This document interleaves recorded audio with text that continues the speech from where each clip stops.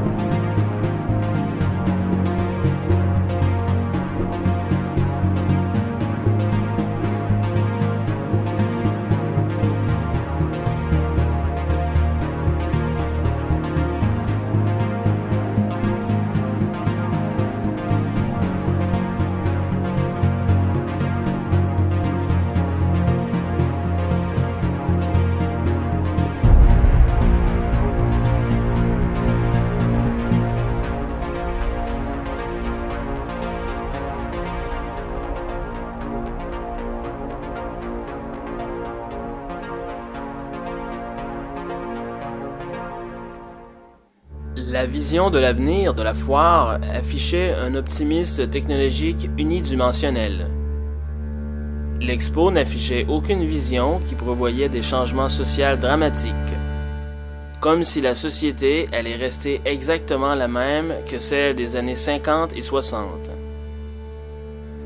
L'automatisation industrielle, les théories scientifiques et le consumérisme allait simplement survenir sans impacter l'organisation sociale et économique des sociétés occidentales.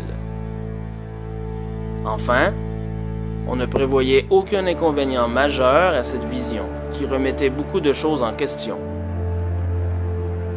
On constate aujourd'hui que cette conception des choses était très naïve.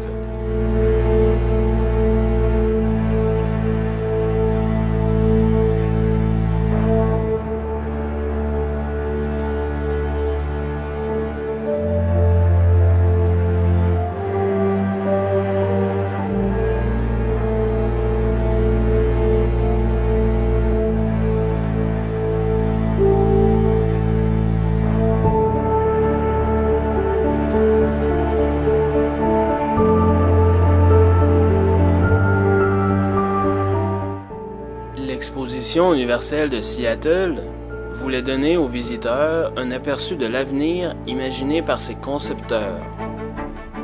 Des observateurs croient qu'elle a laissé à Seattle un héritage durable.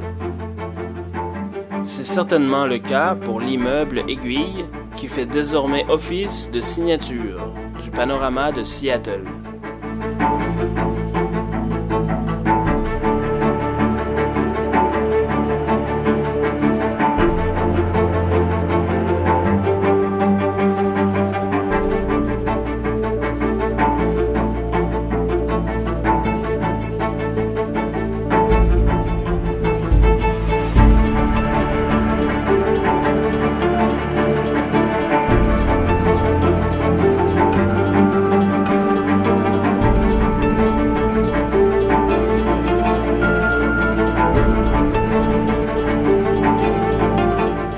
L'exposition donna à Seattle une reconnaissance mondiale, la mettant effectivement sur la carte.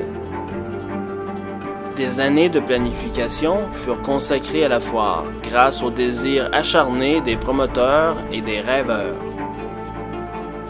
De nombreux concepts et symboles de Century 21 restent ancrés dans la culture de Seattle, alors même que nous sommes entrés dans le 21e siècle.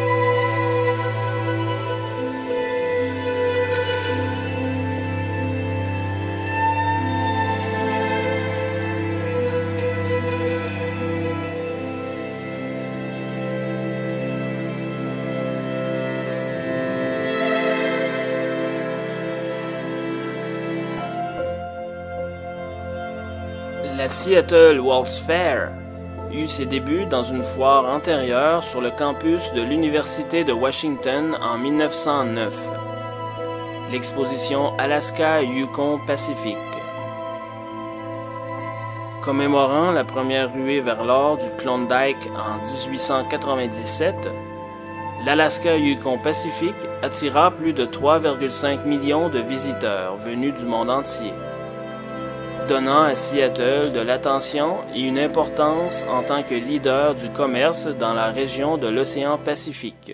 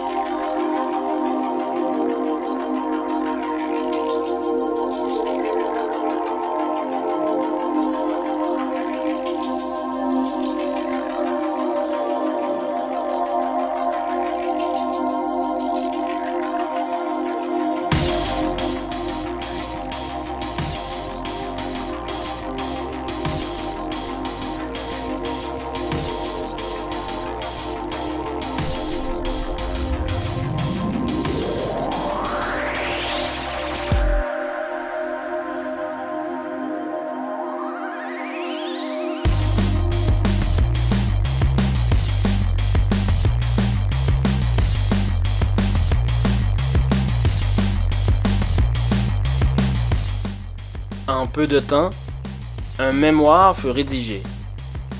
Il demandait à la législature de l'État de Washington d'envisager de soutenir une nouvelle exposition universelle qui célébrerait le 50e anniversaire de l'exposition de 1909. Suite à cette demande, un projet de loi fut rédigé à Olympia, la capitale de l'État. Un budget fut établi pour former une commission de l'exposition universelle. À partir de là, les choses déboulèrent rapidement.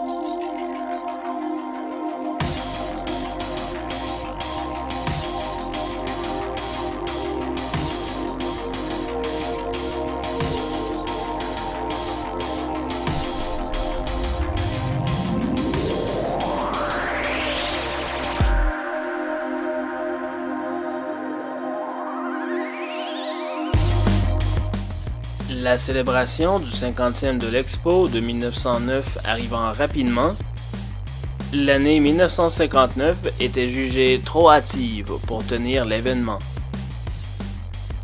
La commission décida donc de repousser la date de quelques années.